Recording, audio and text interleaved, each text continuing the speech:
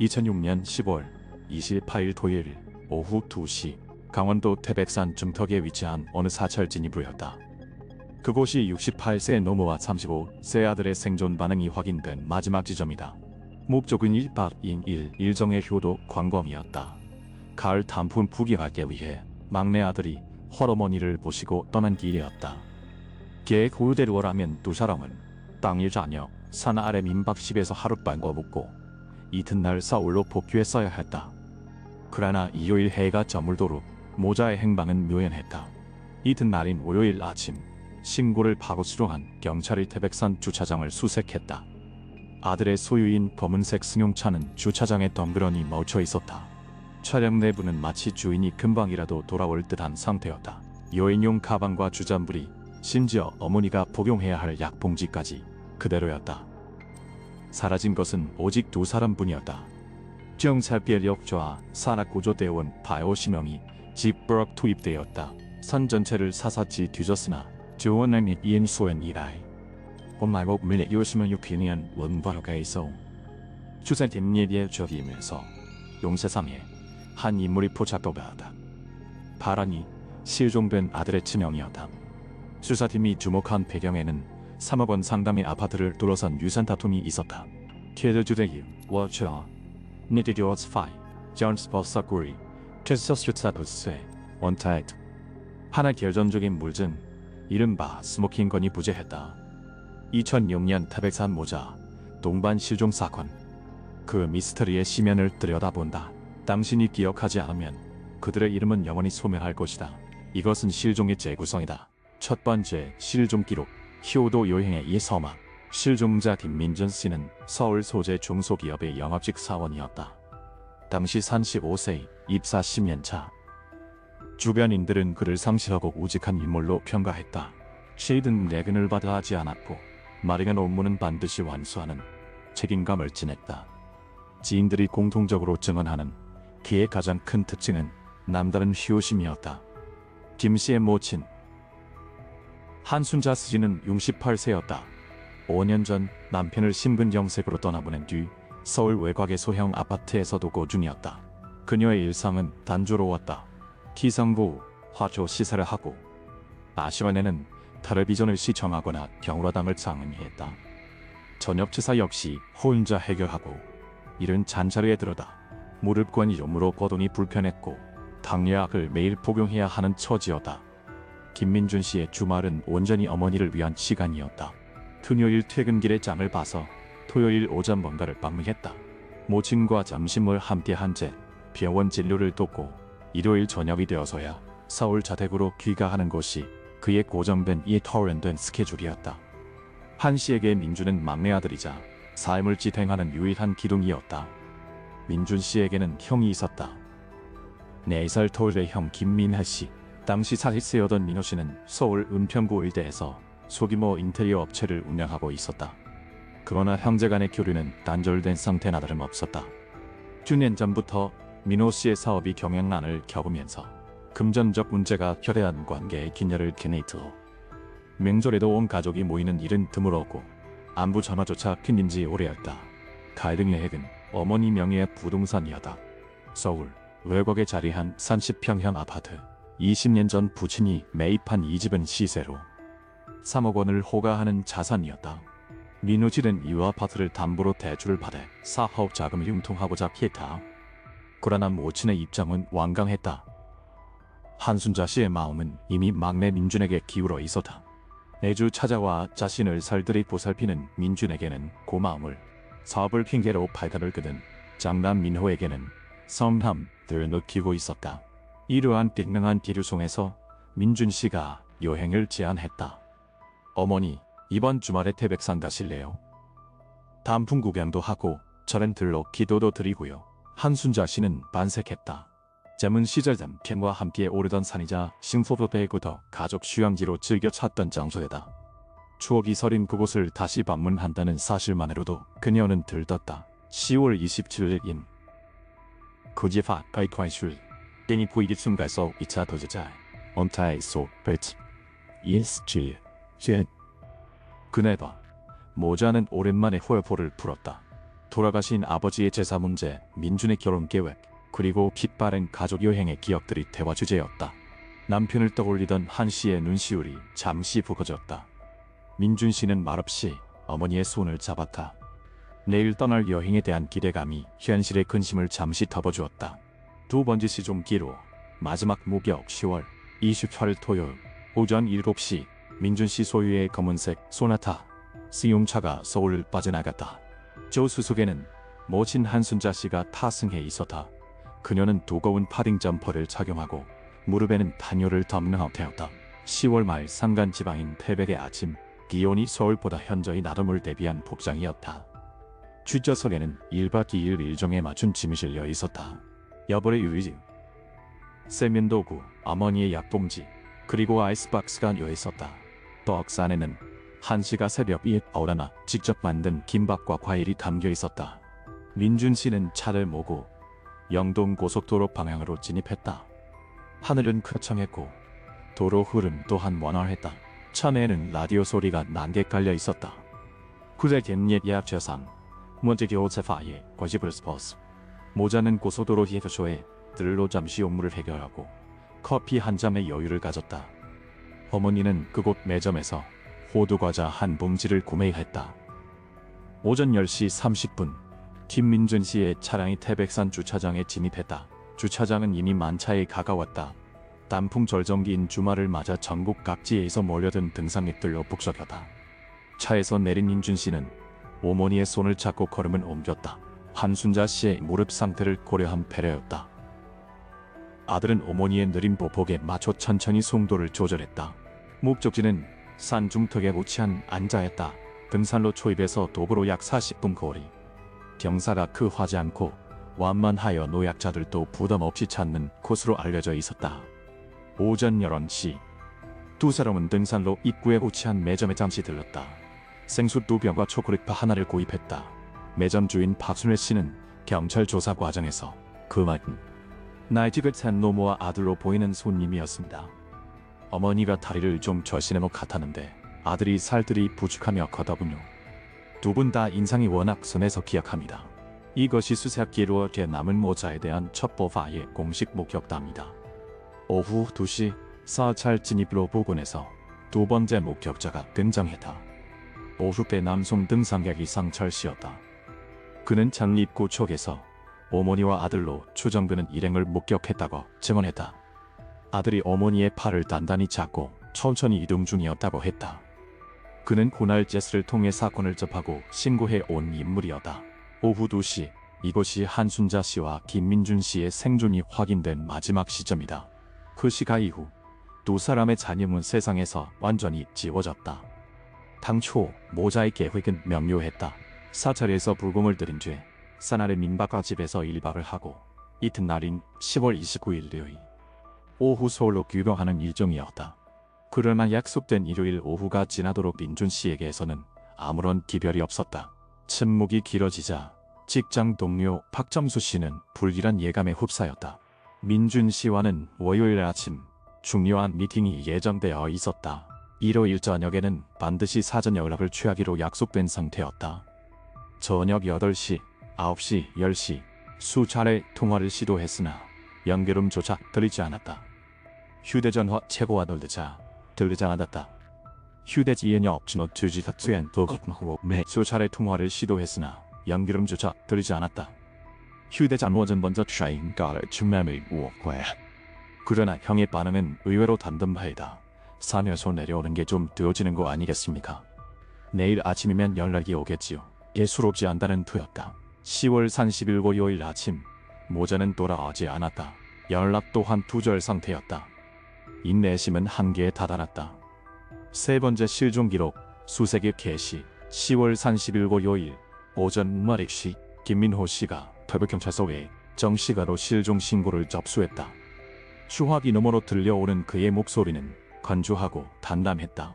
어머니와 동생이 토요일에 태백산으로 여행을 떠났으나 아직 귀가하지 않았다는 내용이었다. 사건을 인지한 담당자는 즉각적인 현장 출동 명령을 하달했다. 지점 발생 후 70일 시간은 생존을 결정짓는 골든타임이다. 특히 산악 지형에서의 실종은 분초를 다투는 사안이었다. 오전 10시 30분 추제집의 임전이야.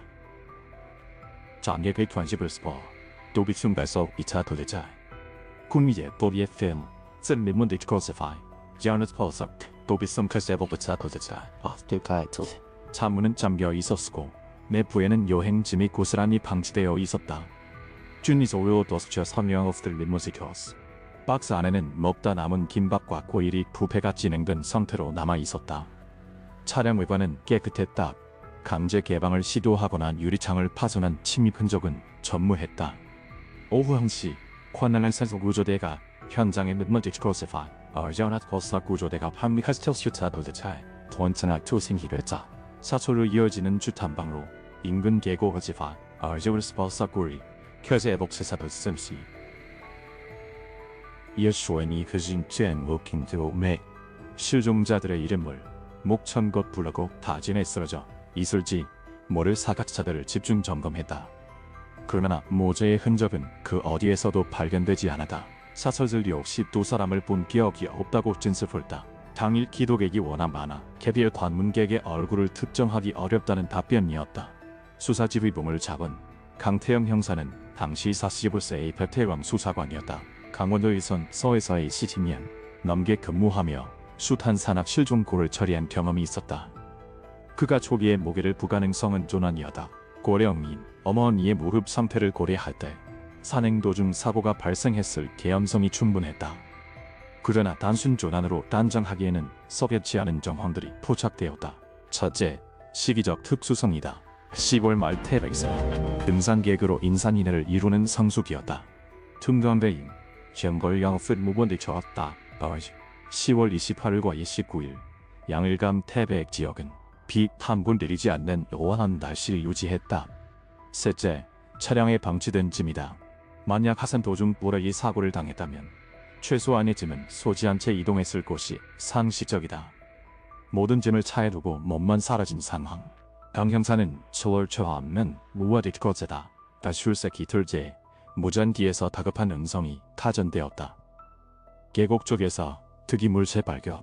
평미뒤의 임전이엔 구를막한 시kel과 해당 등사화는 실종자들의 것이 아니었다. 사이즈가 일치하지 않았으며 버려진 지 상당 기간이 지난 표리물로 판명되었다. 허탕이었다. 추색 자조는 사흘간 이어졌다.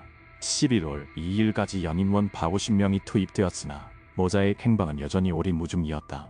수색팀의 체력은 한계에 다다르고 있었다. 서부산 가상으로 기상 조금마저 악화일로를 걸었다. 11월 초입 태백산의 밤 공기는 매서웠다.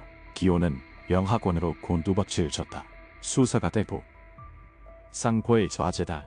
오지브레스퍼 스리품 카세롭스사 도대자 홍티나이 초보 당시 사리센로 서울 흥편구 일대에서 소감이 어짐 어덕 예케군디슨 카세롭스사 도대자 2000년대 초반 불을 덮친 아파트를 모델링 열풍 타구의 매출 공세는 산업했고 직원을 5명까지 가늘릴 정도로 사세가 확장되었다. 그러나 호황은 오래가지 못했다. 2003년을 기점으로 시장의 판도가 뒤집혔다. 우후죽순 늘어난 경쟁업체들로 인해 단가 경쟁이 치열해졌고 대형 업체들이 곤목 상권까지 잠시 깃들어왔다.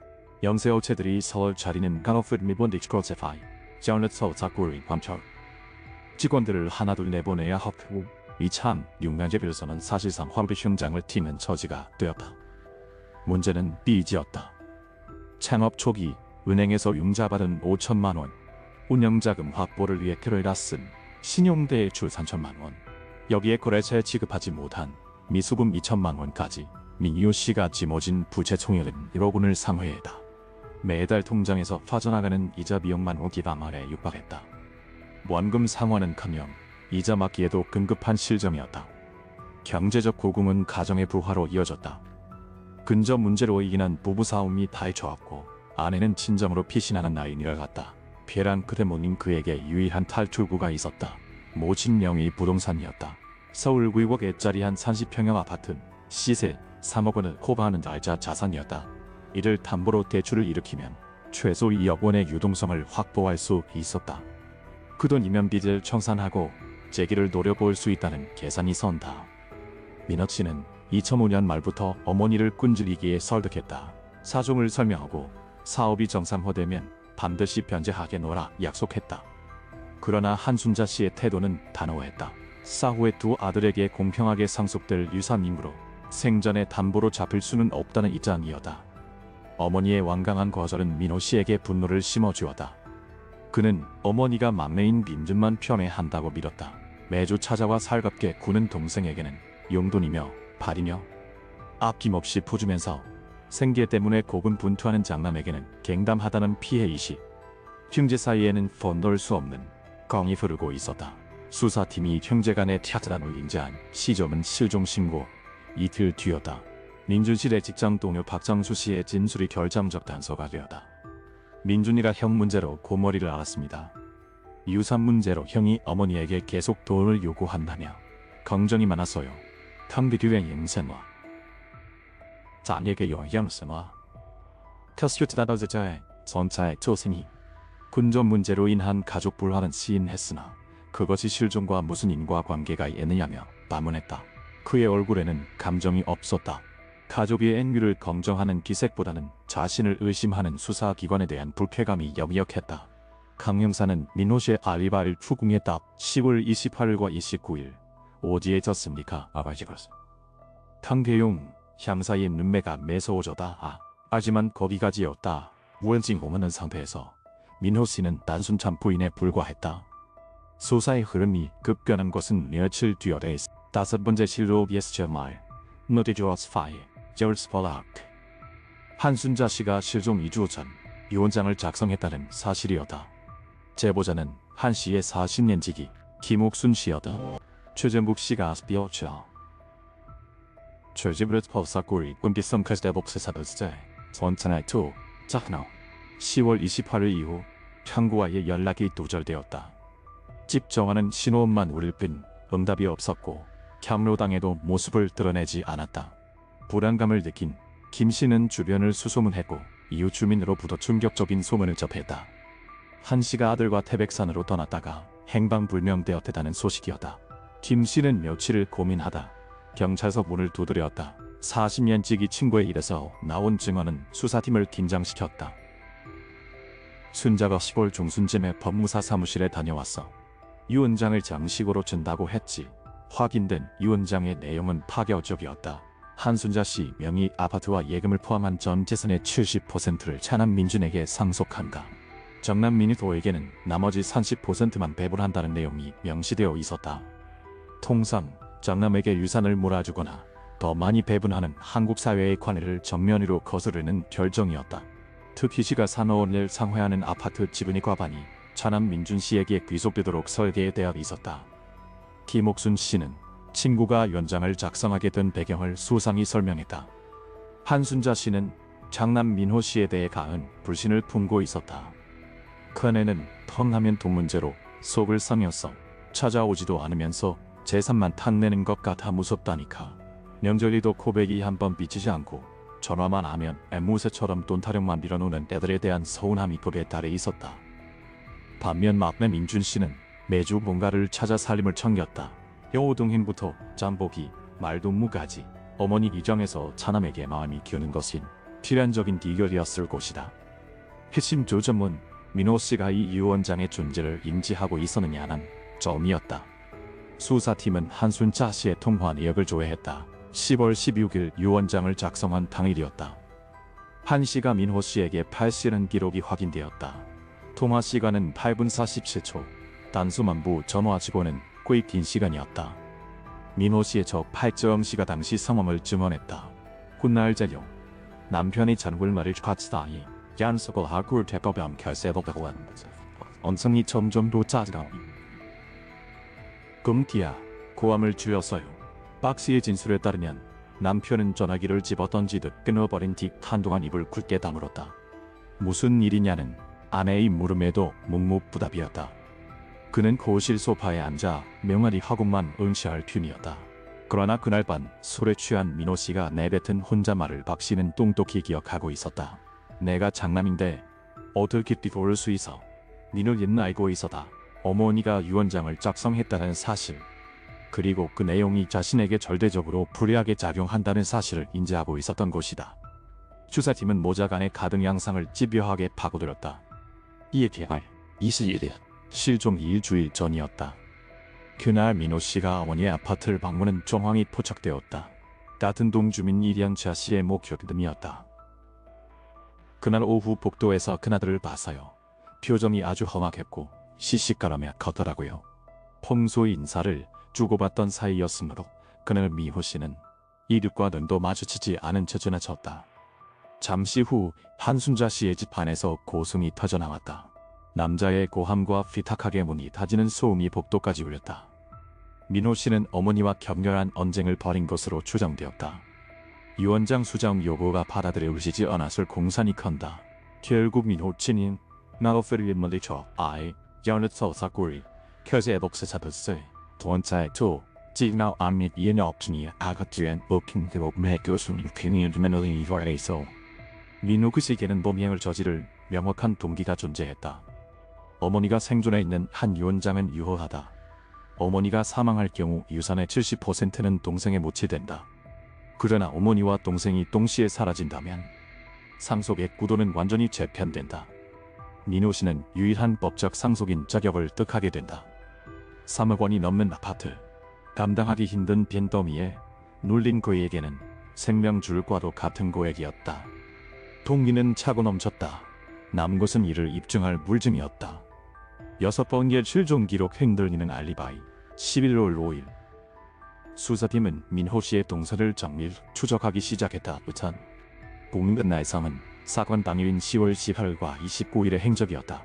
민호 씨는 해당 기간 자택에 머물렀다고 주장했다. 아내의 부재로 인해 홀로 있었다는 증인 없는 알리바이였다. 수사팀은 우회 전략을 택했다. 민호 씨의 차량이동 경로를 역추적하는 방식이었다. 2006년 당시 고속도로 트게이트에는 하이패스 시스템이 보급 단계에 있었다. 민호진 차세다 어제우렛 어하구리 고비성 캐스터복스 사버스 원차에도 민호의 차량이 10월 28일 오후 1시 12분 서울에서 영동고사도로 하행선에 진입했다. 이어 오후 2시 47분 제천 인근 톨게이트를 통과했다. 태백으로 향하는 뒷목이었다. 방태용 형사는 기록을 확인한 순간 직감했다. 민호 씨 진술은 거짓이었다. 강 형사는 민호 씨를 재소환했다. 조사실에 민호 씨는 초반까지 완강히 부인했다. 집에 있었다니까요. 차 깔고 나왔다. 없소리야. 없지만. 조사실에 민호 씨는 초반까지 완강히 부인했다. 집에 있었다니까요. 차 깔고 나간 적 없습니다. 하지만 그 게이트 통과 기록이 눈앞에 제시되자 그의 표정이 일그러졌다. 동공이 흔들렸고 입술끌이 파리로 자라 긴 침묵들의 민호 씨가 입을 펴다 기억납니다. 그날 잠깐 바람 쐬러 나갔었습니다. 바람요? 어디까지 가셨습니까? 제천 근처까지 가다가 바로 외워요. 머리 좀 식히려고. 수사팀은 즉각 민호 씨의 바뀐 진술을 검증했다. 제전에서 태백까지는 차량으로 유너디치고 제파이 그러나 하이패스 기록은 다른 이야기를 사고 있었다. 거기에는 설명되지 않은 공백이 존재했다. 서울 방향 투게이트를 통과한 시각은 오후 8시 23분. 만약 제전에서 곧 서울로 차머리를 돌렸다면 도저히 산출될 수 없는 시간이었다. 기록상 빈 큰문 무려 5시간. 그 긴 침묵의 시간 동안 김민호 씨는 어디서 무엇을 했는가? 탕대용 향사의 추궁에 민호 씨는 말을 바꿨다. 제 챙근 휴게소에서 좀 쉬었습니다. 너무 피곤해서 눈을 부친다는데 그만 5시간이나 말입니까? 저도 모르게 깡이 잠들었나 봅니다. 해명은 공색했다. 수사팀은 즉각 제천문근 휴게소의 CCTV 확보에 나섰다. 그러나 시점이 문제였다. 2006년 당시 휴게소 보안 시스템은 나후되어 있었다. 도화 영상의 보관 주기는 고작 일주일에서 열흘 남짓. 이미 열흘이 지난 시점. 데이트는 도무스기베어 복구가 완료된 도항. 민호의 진술을 검증할 물리력 수단이 사라진 것이다. 수사팀은 방향을 틀었다. 동생 민준 씨의 통화 내역을 조밀 분석했다. 민호이제는 전날 동생에게 전화가 왔다고 진술한 바이다. 기록조의 결과 10월 27일 오후 7시 23분 민준 씨가 황에게 전화를 응할 사실이 확인되었다. 통화 시간은 3분 42초. 구체적인 대화 내용은 알 수 없으나 형의 진술을 일부가 팩트와 부합했다. 그러나 이것이 형의 결백을 보증하지는 않았다. 도리어 수사팀의 고심을 증폭시켰던 동생이 태백산으로 향한다는 사실을 사전에 인지하고 있었다면 우연히 그 방향으로 드라이브를 갔다는 변명은 설득력을 잇는다. 뒷비선 대비의 페어, 새로운 날이 좋아, 하이, 아시. 그는 10월 28일 오후 4시경을 또렷이 기억했다. 검은색 SUV 차량 한 대가 주유소로 들어왔다는 곳이다. 주유소 로머스처 3일 소스를 지키건세파, 휴지어하기에 군디섬 카세도 플로아더스. 주유하는 내내 주위를 두리번거리고 쫓기는 사람처럼 서둘러 떠났습니다. 결제는 컴퓨터가 아닌 현금이었다. 영수증 조차 챙기지 않았다. 차량 마니티 번호는 기억하지 못했으나 차종은 정확히 기억했다. 현대 산타페, 용의소상에 오른 민호 씨의 차량 역시 검은색 산타페였다. 그러나 결전다 이른바 스모킹 게디토기 파이, 전드 어바하기에 도케 센타키레 스모킹 너트, 텔차커 이 필스무트엔 버켄티오 굴메도 정원이의 화살표는 일제히 민호 씨를 가리키고 있었다. 태백 방향, 차돌대전의피, 기로 폼열자, 민이일쇼연디라순젠. 그리고 무엇보다 어머니와 동생을 제거해야 할 명백한 금전적 동기, 도줄 조각은 맞춰지고 있었으나 법정을 뚫을 결정적 인수각이 비어 있었다. 민호이가 태백산에서 구체적으로 어떤 행위를 힘은지 입증할 방법이 없었다. 민호이는 끝까지 항변했다. 드라이브가 죄입니까? 우연히 그쪽으로 가라고 해서 제가 범인입니까? 어머니랑 사이가 안 좋았던 건 인정합니다. 하지만 그렇다고 그는 말같을 흐렸다. 강태영 형사는 용의자의 눈을 직시했다. 그래지 억울함의 호소인지 치밀한 연기인지 20년 수사 경력으로도 판정지기 어려웠다. 7번째 실종 기록 시은 증거의 벽.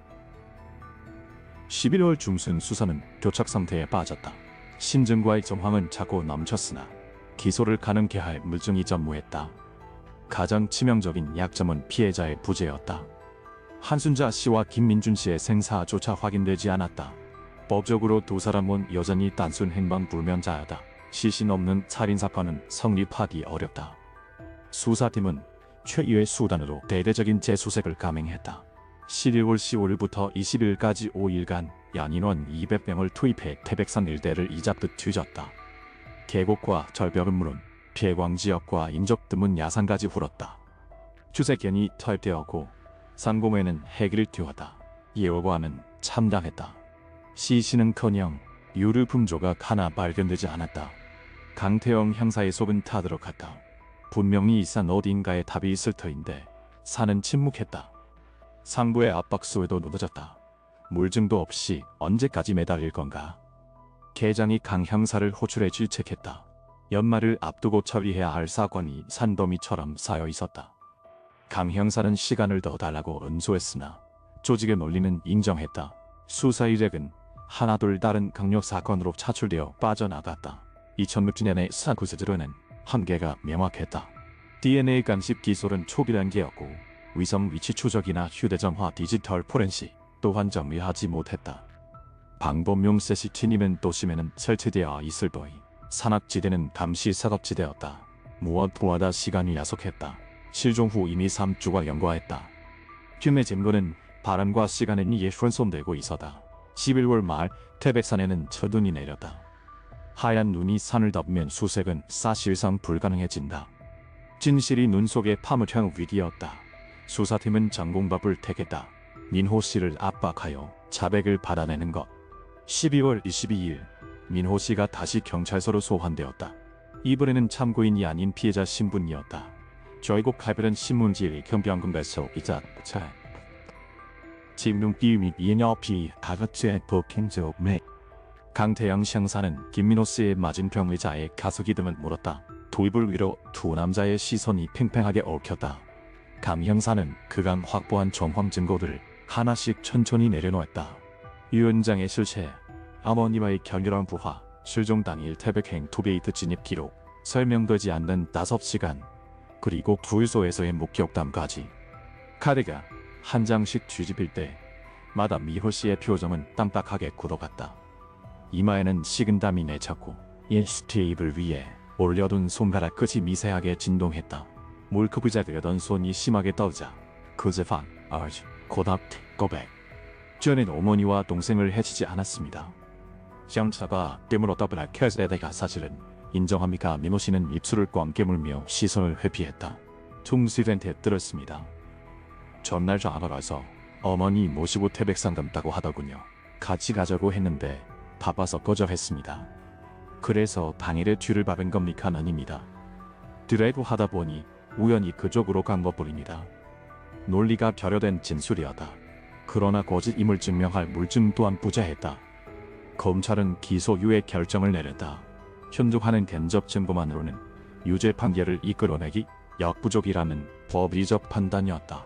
소개드 기록은 그가 태백 방향으로 이동했다는 사실만 증명할 뿐 산속에서의 행적까지 입증하지 못했다.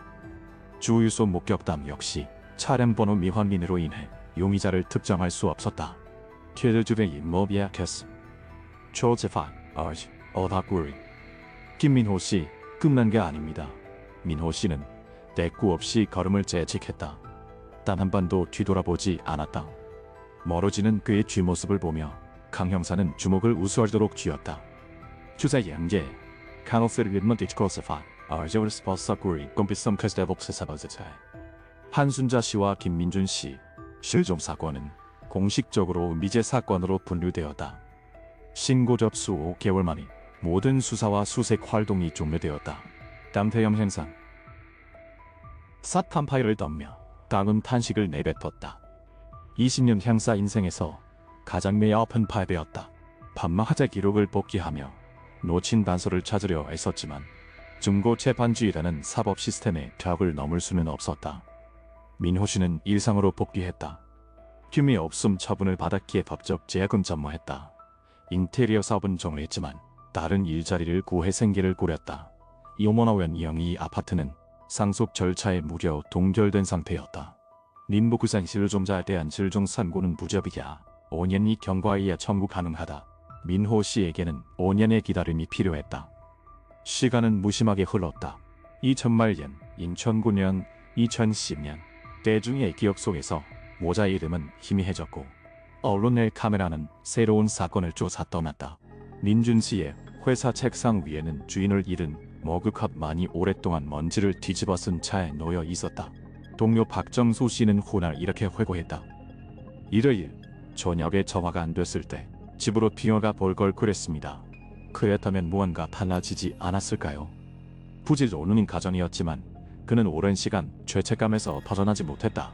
그러나 생존자 민호 씨의 삶 또한 평탄치 않았다. 2008년 아내 박지영 씨가 이혼 소송을 제기했다. 사유는 남편의 기이한 변화였다. 사파, 어유스어라니 완전히 딴판이 됐어요. 매일 술에 절을 살았고 쉬며 혼자 중얼거리는데 어머니를 부르는 것 같았어요. 밤마다 아니 시달리며 빗물을 지르고 식은땀을 흘리며 깨어나는 일이 반복되었다. 처음엔 가족을 잃은 충격이라 여겼던 아내도 점차 의구심을 품게 되었다. 정말 교백하다면 왜 저토록 고통스러워하는가? 의심은 확신이 되었고 결국 그녀는 남편의 곁을 떠났다. 고립은 심화되었다. 친척들과의 완례는 끊졌고 동생의 지인들은 그를 잠재적 범죄자로 라인 찍었다. 따가운 시선을 견디지 못한 미모 씨는 소울을 뜸지고 지방 소도시로 숨어들었다. 자신의 과거를 아는 이가 없는 낯선 곳에서 은둔에 가까운 삶을 택했다. 2012년 법원은 한순자 씨와 김민준 씨에 대해 실종 선고를 확정했다.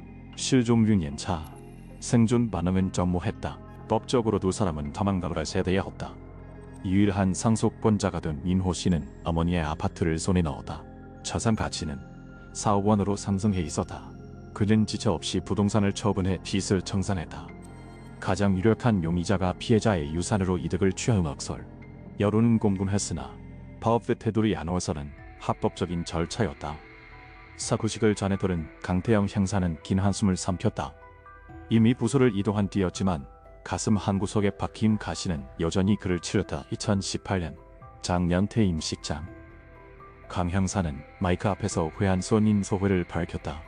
호들뒤대긴 60대가 된 그는 이웃들에게 빚어 말수가 적은 평범한 노인으로 빛을 깹니다. 아무도 그의 19년 전 과거를 알지 못한다. 올해도 태백산의 단풍은 북에 타올랐다. 나엽이 바람에 흩날리고 등산객들의 웃음소리가 계곡을 메운다. 그러나 그 화려한 풍광 이면에는 19년 전의 미스터리가 묻혀있다. 효도 여행을 떠났던 어머니와 아들. 그네 산속에서 무슨 일이 벌어졌는지 진실은 여전히 푹속에 잠들어 있다. 2006년 태백산 모자 실종 사건. 당시 2번 변할 시간이 흘렀으나 사건은 여전히 진행형 미제다.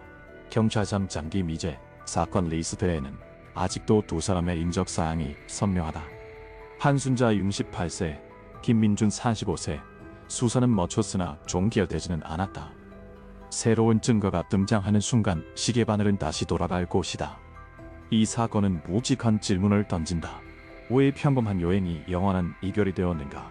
2006년의 기술적 한계 CCTV 부재, 초보적인 위치 추조가 아니었다면, 만약 2025년의 과학수사 기법이 동원되었다면 결말은 달랐을까? 기술은 진보했으나 과거의 비극은 그 시대의 한계 속에 갇혀 받아들였다. 사건이 남긴 것은 미해결의 과제뿐만이 아니다. 돌아오지 않는 가족을 기다리는 이들의 멈춰버린 시간이다. 민준 씨의 동료들은 매년 10월이면 그를 추모한다. 효심가했던 친구의 마지막 주모습을 기억하며 계절은 숭한하지만 한순자 씨와 김민준 씨의 시간은 2006년 가을에 영원히 정지해 있다. 언젠가 진실이 빛을 보는 날이 올까? 19년이라는 세월이 흘러지만 아직 들지 않았다. 그날이 오면 차가운 산 어딘가에 잠들어 있을 두 영혼도 비로소 안식을 찾을 것이다. 당신의 기억이 사라진 이들의 이름을 붙잡아두는 가장 강력한 픽이 된다. 좋아요와 구독은 마각 속에 묻힌 진실을 세상 밖으로 호출하는 가장 확실한 동력이다.